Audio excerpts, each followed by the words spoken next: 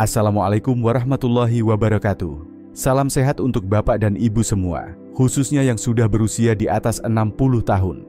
Bayangkan ini, Bapak dan Ibu, setiap pagi Anda membuka kulkas dengan penuh keyakinan, menyimpan makanan agar lebih tahan lama, lebih segar, dan tentu saja lebih sehat. Tapi bagaimana kalau saya katakan bahwa kulkas justru diam-diam merusak makanan yang selama ini Anda simpan? Bukan hanya mengubah rasa atau tekstur, tapi secara ilmiah menyebabkan nutrisi hilang, zat beracun terbentuk, dan bahkan mendukung pertumbuhan bakteri yang bisa merusak sistem pencernaan, tekanan darah, hingga kesehatan otak. Dan yang lebih mengejutkan, lebih dari 90% lansia di Indonesia masih melakukan kesalahan ini setiap hari tanpa pernah menyadari bahwa kulkas bukan tempat untuk semua jenis makanan. Saya tahu ini mungkin terdengar berlebihan, tapi selama lebih dari 30 tahun mendampingi pasien usia lanjut dari berbagai daerah, saya, Dr. Rahmat Widodo, seorang dokter umum yang fokus pada kesehatan lansia, telah melihat sendiri bagaimana cara menyimpan makanan yang salah bisa berdampak sangat besar. Bukan hanya keluhan ringan seperti kembung atau sembelit, bahkan tekanan darah bisa naik tiba-tiba, gula darah jadi sulit dikendalikan, dan daya ingat pun semakin menurun. Semua itu bisa berawal dari satu kebiasaan kecil yang kita anggap sepele, menyimpan makanan tertentu di dalam kulkas. Karena itu, dalam video ini, saya akan membongkar 9 jenis makanan yang sebaiknya tidak pernah Bapak Ibu simpan di kulkas, lengkap dengan penjelasan ilmiah dan cara menyimpan yang tepat agar manfaat gizinya tetap utuh. Dan percayalah, nomor 2 dalam daftar ini bisa jadi makanan favorit Bapak Ibu selama ini, tapi justru yang paling berbahaya kalau disimpan di dalam kulkas. Sebelum kita mulai, saya ingin bertanya, apakah Bapak Ibu pernah merasa makanan seperti kentang, roti, atau tomat jadi terasa aneh setelah dikeluarkan dari kulkas? Kalau iya, mungkin jawaban dan solusinya ada di video ini. Mari kita mulai. Banyak dari kita mengira bahwa kulkas adalah tempat paling aman untuk menyimpan semua jenis makanan. Tapi dalam dunia medis dan ilmu gizi, kenyataannya tidak sesederhana itu. Setiap makanan punya struktur kimia yang berbeda. Ada yang berasal dari iklim tropis, seperti pisang dan alpukat, yang tidak pernah kenal dingin sejak tumbuh di pohon. Ada juga yang kaya akan pati atau lemak sehat, yang mudah berubah struktur saat terpapar suhu rendah. Ketika makanan-makanan ini disimpan di kulkas, proses alami dalam selnya terganggu, enzim berhenti bekerja, vitamin larut air rusak, lemak sehat mengalami oksidasi, dan dalam beberapa kasus, senyawa baru terbentuk yang bukannya menyehatkan, malah bisa bersifat toksik atau memicu peradangan dalam tubuh. Sebagai dokter, saya sering bertanya pada pasien lansia saya yang tiba-tiba mengalami gejala-gejala ringan, tapi mengganggu. Perut sering kembung, gampang pusing, atau napas terasa berat setelah makan. Dan saat saya tanya, "Bapak simpan kentang atau tomatnya di mana?" Sebagian besar menjawab, "Di kulkas, Dok. Biar awet." Padahal makanan yang salah tempat simpan bisa berubah dalam waktu sangat singkat. Bahkan sebelum kita sempat menyadari perubahan rasa atau bau. Yang berbahaya bukan hanya apa yang terlihat di permukaan, tapi juga yang terjadi di tingkat sel, di mana nutrisi penting bisa hilang tanpa jejak, dan senyawa buruk mulai terbentuk. Karena itu, memahami cara penyimpanan yang benar adalah langkah kecil tapi sangat penting dalam menjaga kesehatan di usia lanjut. Bukan berarti kita harus membuang kulkas, tapi kita perlu tahu mana yang boleh masuk dan mana yang seharusnya dibiarkan di luar. Dan sekarang, mari kita bahas satu persatu 9 makanan populer yang sebaiknya tidak pernah Bapak Ibu simpan di kulkas jika ingin menjaga kualitas gizi dan kesehatan tubuh secara keseluruhan. Mari kita mulai dari satu bahan makanan yang hampir selalu ada di dapur kita, kentang. Banyak orang tua memilih kentang sebagai pengganti nasi karena dianggap lebih sehat. Tapi tahukah Bapak Ibu bahwa menyimpan kentang di kulkas justru bisa menimbulkan masalah yang tidak terlihat? Beberapa waktu lalu, saya berbincang dengan Pak Syamsul, usia 66 tahun dari Banyumas. Beliau suka makan kentang rebus tiap pagi, tapi belakangan, beliau sering merasa lemas dan kadar gulanya naik. Ternyata kentang yang ia makan sudah disimpan di kulkas selama lebih dari seminggu. Disitulah masalah bermula. Suhu dingin dalam kulkas bisa mengubah zat pati dalam kentang menjadi gula. Dan saat kentang ini dimasak, terutama digoreng, gula tersebut bisa berubah menjadi senyawa bernama akrilamida. Senyawa ini menurut banyak ahli bisa berdampak buruk bagi saraf, bahkan berisiko kanker jika dikonsumsi terus-menerus. Selain itu, kentang dari kulkas sering terasa aneh, agak manis, kasar, atau berpasir. Banyak orang mengira itu karena cara memasaknya, padahal penyebab utamanya adalah penyimpanan yang salah. Untuk menjaga kentang tetap baik dan bergizi, cukup simpan di tempat sejuk, kering, dan tidak terkena cahaya langsung. Tidak perlu kulkas. Dengan cara sederhana ini, kualitas kentang bisa tetap terjaga hingga berbulan-bulan. Mulai sekarang, yuk perhatikan kembali tempat menyimpan kentang. Kadang kesehatan kita ditentukan dari kebiasaan kecil yang tampak sepele, tapi ternyata besar pengaruhnya. Kalau Bapak Ibu pernah menyimpan roti di dalam kulkas supaya lebih tahan lama, saya ingin mengajak kita berhenti sejenak dan perhatikan satu hal. Apakah rotinya justru cepat kering, keras, dan rasanya jadi hambar? Saya sering mendengar keluhan seperti itu, termasuk dari Ibu Maimunah, 62 tahun, yang tinggal di Yogyakarta. Beliau biasa membeli roti gandum untuk sarapan dan menyimpannya di kulkas karena takut cepat berjamur. Tapi setiap kali dimakan, rotinya terasa kering seperti spons dan tidak enak dikunyah. Lama-lama, Ibu Maimunah kehilangan selera makan roti, padahal sebelumnya suka. Secara alami, roti memang tidak cocok dengan suhu kulkas. Suhu dingin justru mempercepat proses pengeringan dari dalam. Ini terjadi karena molekul pati di dalam roti menyusun ulang dirinya saat terkena suhu rendah, sehingga kelembapan yang seharusnya menjaga roti tetap empuk malah keluar. Akibatnya roti jadi cepat keras dan rasanya pun berubah. Wangi khas roti segar pun ikut hilang. Yang terbaik adalah menyimpan roti di suhu ruang, di tempat yang teduh dan tidak terlalu lembab. Kalau memang tidak habis dalam beberapa hari, Bapak Ibu bisa membekukannya, bukan menyimpannya di kulkas bagian bawah. Roti beku justru lebih aman karena proses pembekuannya cepat, dan saat dipanggang kembali, teksturnya bisa hampir sama dengan yang baru. Hal kecil seperti ini bisa membuat waktu makan jadi lebih menyenangkan dan lebih sehat tentunya. Jangan biarkan kulkas merusak kenikmatan sederhana seperti sepotong roti hangat di pagi hari. Ada banyak orang tua yang mulai rutin mengonsumsi madu karena tahu manfaatnya untuk kekebalan tubuh, tenggorokan, hingga tekanan darah. Tapi satu kesalahan kecil bisa membuat semua manfaat itu hilang, yaitu saat madu disimpan di kulkas. Saya masih ingat cerita dari Pak Hadi, 70 tahun, yang rajin minum madu setiap pagi sejak pensiun. Beliau membeli madu asli dari peternak lebah dekat rumahnya. Tapi setelah beberapa minggu, madunya berubah. Tidak lagi cair, sulit dilarutkan, bahkan terasa sedikit asam. Ketika saya tanya disimpan di mana, jawabannya, di kulkas, karena takut cepat basi. Padahal madu termasuk satu dari sedikit bahan alami yang tidak pernah basi jika disimpan dengan benar. Saat masuk ke suhu dingin, madu akan cepat mengkristal. Bukan hanya jadi padat dan sulit diaduk, tapi juga berisiko menyerap uap air dari udara saat toples dibuka. Uap air inilah yang membuat madu bisa rusak, berjamur, atau kehilangan zat aktifnya. Beberapa penelitian bahkan menunjukkan bahwa madu yang disimpan di suhu di bawah 10 derajat bisa kehilangan lebih dari 30% sifat antibakteri alaminya. Padahal itulah kekuatan utama dari madu, yaitu membantu melawan infeksi, mempercepat pemulihan, dan menjaga daya tahan tubuh tetap kuat. Madu sebaiknya disimpan di suhu ruang, di tempat teduh dan kering. Tidak perlu disimpan di kulkas, justru lebih baik dijauhkan dari dingin. Madu yang baik akan tetap bening, harum, dan cair, meskipun disimpan berbulan-bulan. Jadi kalau selama ini Bapak Ibu menyimpan madu di kulkas, mungkin sudah saatnya dipindahkan, supaya manfaat alaminya tetap utuh, dan tubuh tetap mendapat perlindungan terbaik dari alam. Kopi sering menjadi teman setia di pagi hari. Banyak bapak dan ibu yang suka menikmati secangkir kopi hangat sambil membaca koran atau mendengarkan radio. Tapi, pernahkah Bapak Ibu merasa kopi yang biasa diminum tiba-tiba berubah rasa? Tidak seharum biasanya, bahkan kadang muncul bau yang aneh. Itu pula yang dialami oleh Ibu Sri Atun, 64 tahun, dari Salatiga. Beliau membeli kopi bubuk murni dari pasar tradisional. Setiap pagi beliau menyeduhnya sendiri, tapi setelah beberapa minggu, aroma kopinya hilang, rasanya hambar. Padahal jenis dan takarannya tidak berubah. Setelah ditelusuri, ternyata beliau menyimpan kopi bubuk itu di kulkas agar tahan lebih lama. Masalahnya, kopi itu sangat mudah menyerap bau dan kelembapan di sekitarnya. Di dalam kulkas ada banyak aroma bercampur, sisa sayur, keju, daging, dan lainnya. Kopi yang tersimpan di sana akan menyerap semua bau itu seperti spons. Akibatnya, rasa kopinya bisa berubah aneh, bahkan seperti sudah basi.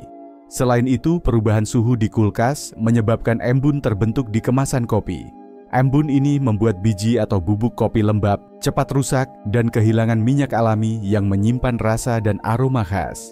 Penelitian dari Asosiasi Kopi menunjukkan bahwa kopi yang disimpan di kulkas bisa kehilangan hingga 60% aromanya hanya dalam waktu seminggu. Kopi sebaiknya disimpan di tempat kering, suhu ruang, dan dalam wadah tertutup rapat. Tidak perlu kulkas, yang penting jauh dari cahaya dan udara. Jika disimpan dengan benar, aroma dan rasa kopi akan tetap utuh hingga cangkir terakhir. Karena itu, mari kita kembalikan kopi ke tempat terbaiknya, di luar kulkas, agar setiap tegukan tetap membawa kenikmatan dan semangat di usia senja. Terlalu sering kita menyimpan bawang putih di dalam kulkas, dengan harapan agar tidak cepat busuk. Padahal, kebiasaan ini justru membuat bawang putih kehilangan kekuatan alaminya sebagai pelindung tubuh. Saya ingat salah satu pasien saya, Pak Darmin, usia 68 tahun, dari Wonosobo.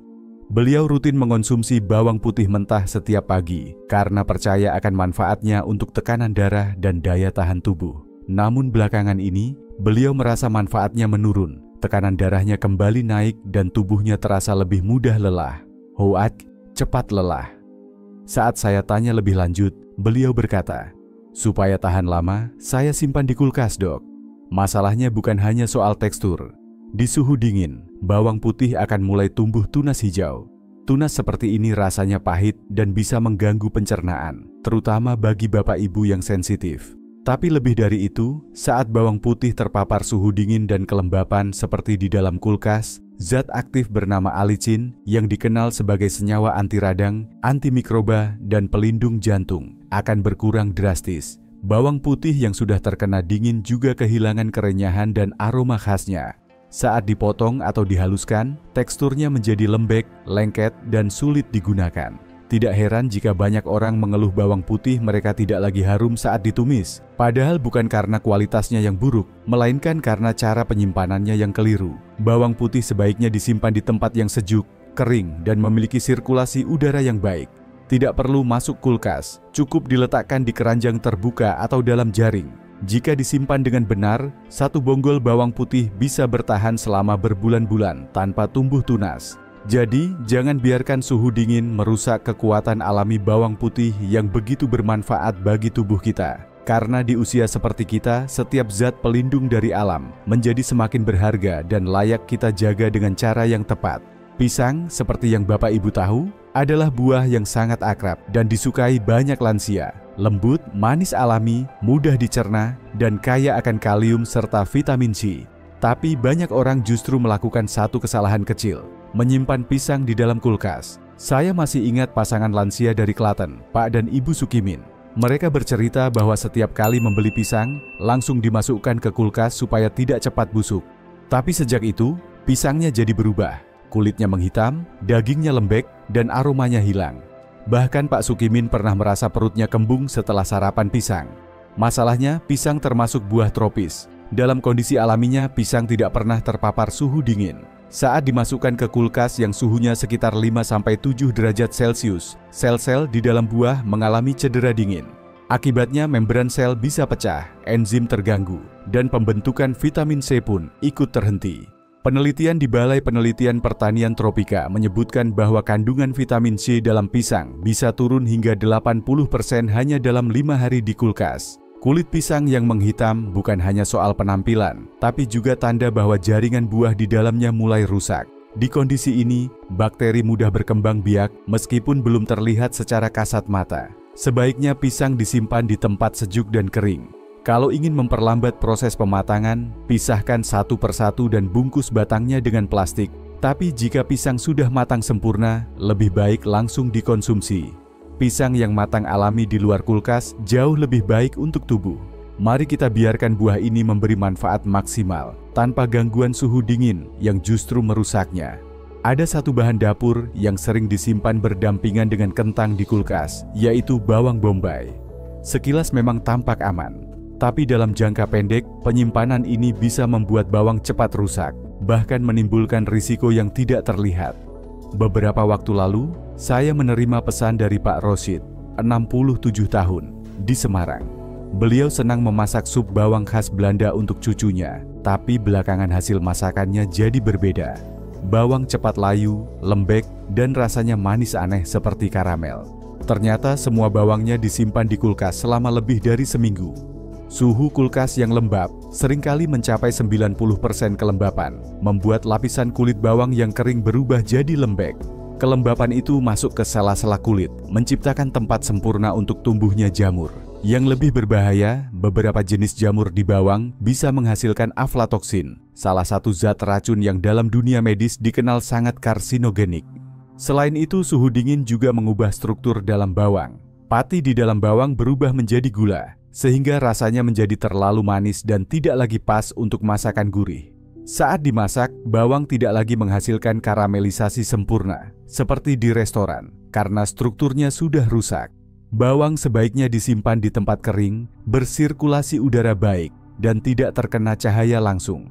Tidak perlu kulkas, cukup letakkan di keranjang terbuka, jauh dari kentang, karena gas dari keduanya bisa mempercepat pembusukan.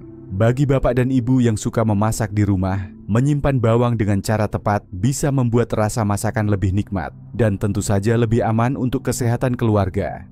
Tomat sering dianggap lebih segar jika disimpan di dalam kulkas. Tapi kenyataannya, justru penyimpanan seperti ini bisa menghilangkan hampir seluruh rasa dan manfaat yang terkandung di dalamnya. Terutama bagi bapak ibu usia lanjut yang membutuhkan antioksidan alami setiap hari. Beberapa waktu lalu saya bertemu Ibu Partinah, 63 tahun, dari Sleman. Beliau senang membuat sambal tomat segar untuk suaminya. Tapi belakangan, sambalnya terasa hambar, tidak seharum dulu. Ternyata tomat yang dipakai selalu disimpan di kulkas. Disitulah letak kesalahannya.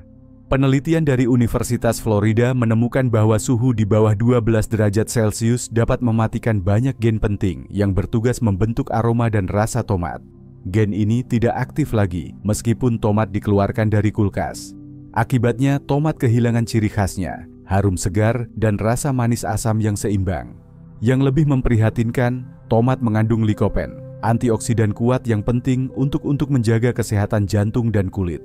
Saat disimpan di suhu dingin, kadar likopen bisa turun hingga 65%. Dan tanpa enzim pendukung yang juga rusak karena dingin, tubuh kita tidak dapat menyerap sisa nutrisi tersebut secara optimal. Kondisi dingin juga menyebabkan terbentuknya kristal-kristal es kecil yang terbentuk di dalam sel tomat. Ini membuat daging buah menjadi lembek dan berair saat dipotong. Sebaiknya tomat disimpan di suhu ruang, dengan posisi tangkai di bawah agar kelembapan tidak masuk. Jangan disimpan di plastik tertutup rapat. Jika tomat sudah terlalu matang, olah menjadi saus dan simpan di freezer. Dengan begitu, nutrisi tetap terjaga, dan tomat tetap memberi manfaat terbaik bagi tubuh kita. Banyak orang mengenal alpukat sebagai buah yang kaya akan lemak baik, sangat cocok untuk lansia karena bermanfaat bagi jantung, otak, dan proses regenerasi sel. Namun, tidak semua orang tahu bahwa menyimpan alpukat di kulkas justru bisa merusak semua manfaat penting tersebut.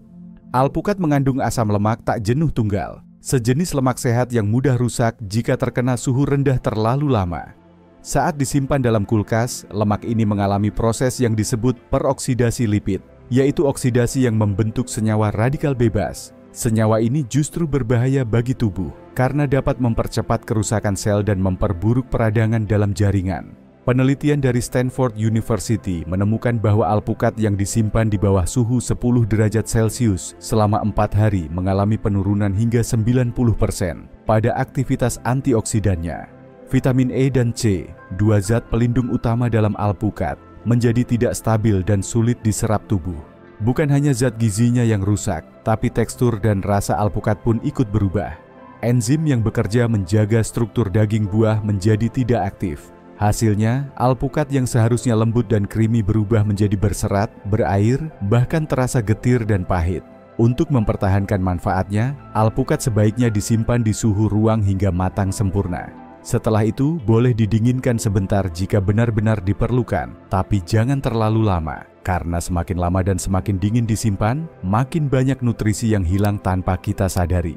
Di usia lanjut, setiap nutrisi yang masuk ke tubuh, kita punya peran besar. Dulu waktu masih muda, kita mungkin bisa makan sembarangan tanpa merasa dampaknya. Tapi sekarang, satu buah yang kehilangan vitamin, atau satu bahan makanan yang berubah kandungannya, bisa langsung memengaruhi daya tahan tubuh, tekanan darah, pencernaan, bahkan suasana hati. Penelitian di bidang gizi menunjukkan bahwa penyimpanan di kulkas bisa merusak banyak kandungan penting, mulai dari vitamin C yang mudah larut, likopen yang menjaga kesehatan jantung, sampai lemak baik yang mendukung fungsi otak. Bukan hanya kehilangan manfaat, beberapa makanan bahkan bisa memicu pembentukan senyawa berbahaya jika terlalu lama berada di suhu dingin, seperti akrilamida dari kentang atau aflatoksin dari bawang yang lembab. Tapi kabar baiknya, Bapak dan Ibu bisa mulai memperbaiki semua itu mulai hari ini. Tidak perlu obat mahal atau suplemen asing. Cukup dengan memindahkan beberapa bahan makanan keluar dari kulkas dan menyimpannya secara alami, lebih ramah bagi tubuh kita yang sekarang makin sensitif. Karena itulah saya mengajak Bapak dan Ibu untuk lebih bijak dalam hal yang kelihatannya sederhana, menyimpan makanan. Karena justru dari kebiasaan kecil seperti inilah, kita bisa menjaga kesehatan secara perlahan tapi pasti. Sekarang saya ingin mendengar dari Bapak dan Ibu. Apakah ada dari 9 bahan makanan tadi yang selama ini selalu Bapak Ibu simpan di kulkas? Yang mana yang paling mengejutkan atau baru Bapak Ibu ketahui hari ini? Silakan tulis di kolom komentar usia dan kota asal Bapak Ibu dan ceritakan pengalaman menyimpan makanan di rumah. Kami akan membaca dan membalas satu persatu. Jangan lupa klik tombol like dan subscribe agar tidak ketinggalan video bermanfaat berikutnya seputar kesehatan lansia. Wassalamualaikum warahmatullahi wabarakatuh.